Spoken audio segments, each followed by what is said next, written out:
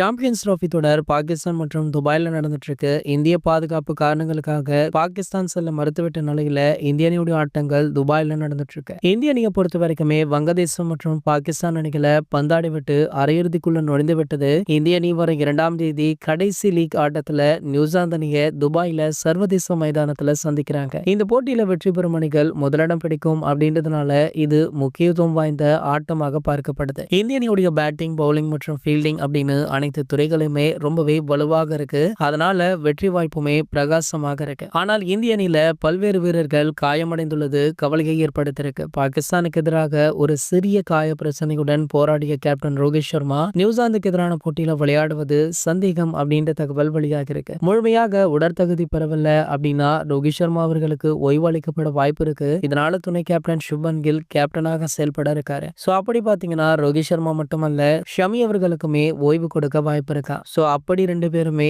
இந்த போட்டியில இருந்து விலகிவிட்டால் இந்திய அணியுடைய 11 அணி இதுவாகத்தான் இருக்கும். அதாவது சுப்மன் கில், KL ராகுல், விராட் கோலி, ஸ்ரேயஸ் ஐயர், ரிஷப் பண்ட், ஹர்திக் பாண்டியா, அக்சர் பட்டேல், ரவீந்திர ஜடேஜா, குல்தீப் யாதவ், ஹர்ஷதீப் சிங் மற்றும் ஹர்ஷித் ராணா. சோ இந்த 11 அணி தான் பாத்தீங்கன்னா வர போட்டியில மோத இருக்காங்க.